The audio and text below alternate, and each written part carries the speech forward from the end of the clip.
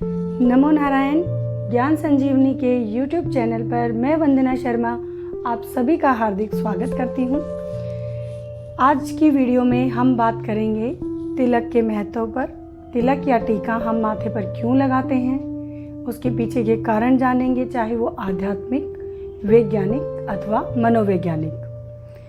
इसके अतिरिक्त मैं आपको बताऊंगी कि तिलक आप कितने प्रकार से लगा सकते हैं और तिलक लगाते समय और लगवाते समय किन छोटी छोटी बातों का आपको ध्यान रखना चाहिए ताकि उसका फल आपको अधिक मिले।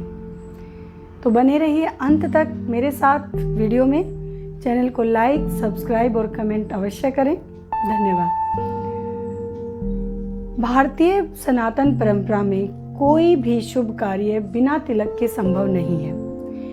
हम हर कार्य, चाहे वो विवाह से संबंधित कोई कार्यक्रम हो, धार्मिक पूजा अनुष्ठान अथवा यात्रा गमन, जैसे हमारी दिवाली, रक्षाबंधन इत्यादि तीज त्यौहार हों, सभी में हम तिलक का उपयोग करते हैं। पुराणों में भी कहा गया है कि जब आप किसी तीर्थ में स्नान करते हैं और उसके बाद जब आप तिलक लगाते हैं तो मोक्ष की प्राप्ति होती है। जब आप संगम में स्नान करते हैं तो आपने देखा होगा वहाँ पर पंडित बैठे होते हैं जो भक्तों को तिलक लगाते हैं। शास्त्रों में कहा गया है कि बिना तिलक के यदि आप कोई शुभ कार्य जैसे धार्मिक अनुष्ठान, पूजा, जप तप इत्यादि या दान करते हैं तो वह सफल नहीं माना जाता, क्योंकि आपका माथा सूना है। आप जानते हैं कि हमारे शरीर में 7 सूक्ष्म ऊर्जा केंद्र होते हैं जिनको चक्र कहा जाता है। उन्हीं में से एक आज्ञा चक्र दोनों भुवों के मध्य यहाँ पर स्थित होता है और यहीं पर ऑलमोस्ट हम तिलक लगाते हैं। यहाँ तिलक लगाने के आध्यात्मिक बहुत सारे कारण हैं, जिनमें से एक ये आज्ञा चक्र है। पूरे शरीर का ध्यान केंद्रित यहाँ होता है। यह गुरु स्थान है, इसीलिए आपने देखा होगा कि जब हम योग करते हैं, ध्यान करते हैं तो हम अपना ध्यान आज्ञा चक्र पर ही केंद्रित करते हैं। यह विष्णु का स्थान माना गया है हमारे शरीर में। और इसके अतिरिक्त जो हमारे शरीर की 3 प्रमुख नाड़ियां हैं, ईड़ा, पिंगला और सुषुम्ना, वो यहीं आकर मिलती हैं आज्ञा चक्र पे। तो तिलक लगाने के वैज्ञानिक कारण क्या हैं, आप ये भी जान लीजिए। सबसे पहले तो जैसे आप चंदन का तिलक लगाते हैं तो आपने भी अनुभव किया होगा, हमें बहुत ही शांति और सुकून मिलता है। मस्तिष्क में शीतलता बनी रहती है। मस्तिष्क के अंदर सेरोटोनिन और बीटा एंडोर्फिन नाम के 2 हार्मोन्स होते हैं। इन दोनों का संतुलन बनाए रखना बहुत आवश्यक है, जिस कार्य को तिलक बहुत अच्छे तरीके से करता है। जब आप माथे पर तिलक लगाते हैं तो खुशी के हार्मोन्स स्राव होते हैं, जिससे हम अवसाद से बच जाते हैं और मूड भी अच्छा रहता है। अब यदि बात करें हम मनोवैज्ञानिक कारणों की तिलक लगाने की, तो सबसे पहला कारण, जब भी आप तिलक लगाते हैं, तिलक लगाकर घर से बाहर निकलते हैं तो आपके अंदर आत्मबल और आत्मविश्वास बढ़ता है।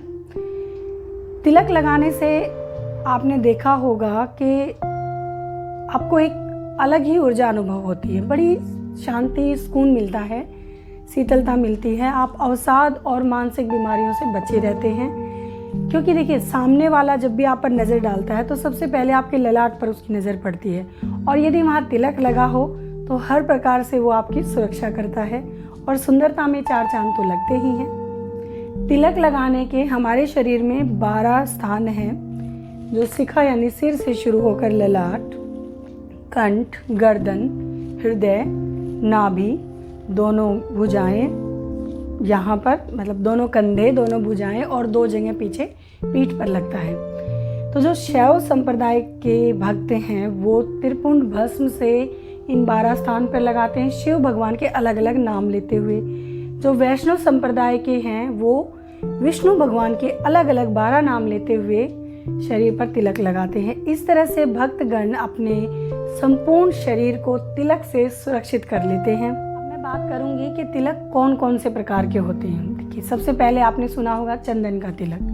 चंदन का तिलक हम लगाते हैं। चंदन कई प्रकार का पाया जाता है, जैसे चंदन का तिलक आप सफ़ेद चंदन, लाल चंदन, पीला चंदन, हरी चंदन, गोपी चंदन इत्यादि प्रकार से लगाते हैं। तो गोपी चंदन, जहाँ सभी गोपियों ने अपने प्राण त्यागे थे जब श्री कृष्ण भगवान ने इस धरती को छोड़ अपने धाम में प्रवेश कर लिया था, वहाँ की मिट्टी को गोपी चंदन कहा जाता है। इसी तरह से गोकुल की मिट्टी गोकुल चंदन, और हरी चंदन होता है जब आप तुलसी की जड़ को घिसकर तैयार करते हैं, वो वाला चंदन। फिर चंदन के बाद आता है लाल रंग के तिलक का नंबर।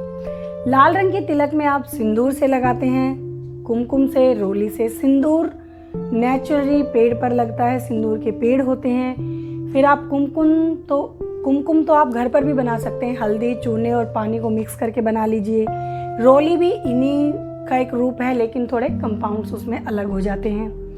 इसके अतिरिक्त आप लगाइए हल्दी का तिलक। हल्दी के तिलक लगाने से त्वचा तो शुद्ध होती ही है, साथ ही एंटी बैक्टीरियल तत्व भी हल्दी में पाए जाते हैं। हम इसके अतिरिक्त लगाते हैं इत्र का तिलक, दही से, जल से, मिट्टी से।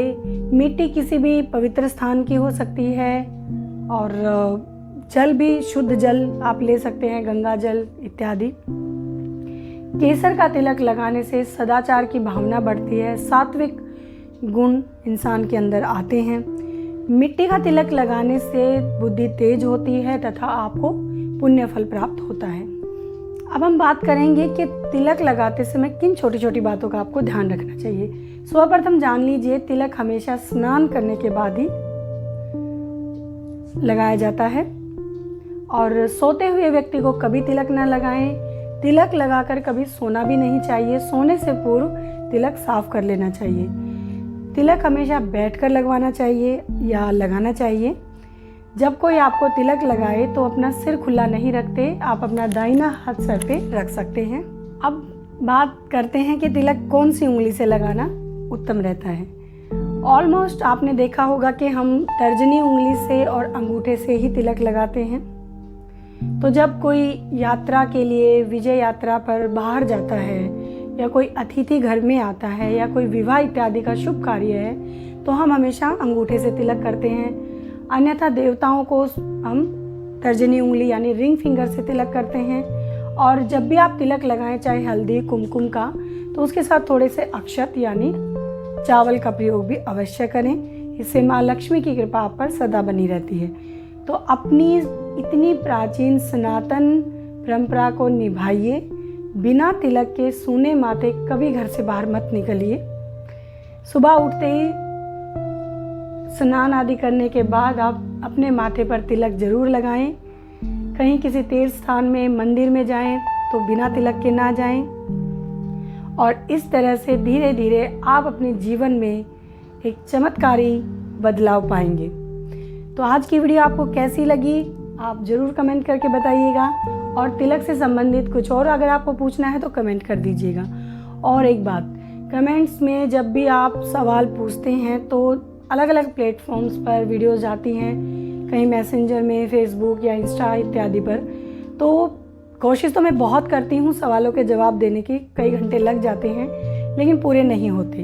तो मेरी आपसे एक छोटी सी विनती है कि आप सारे कमेंट्स सिर्फ YouTube पर ही करें, ताकि मुझे एक जगह मिल जाएं और शीघ्र अतिशीघ्र आपको आपके प्रश्नों के उत्तर मिल जाएं। नहीं तो फिर उस प्रश्न का पूछने का कुछ औचित्य नहीं रह जाता है। जैसे कई प्रश्न नवरात्रि से रिलेटेड थे, लेकिन वो बहुत बाद में मिले। तो आप एक जगह YouTube पर ही कमेंट करें, और हम अवश्य कोशिश करेंगे कि आपकी सारी दुविधाएं दूर हों। ज्ञान संजीवनी परिवार की तरफ से धन्यवाद।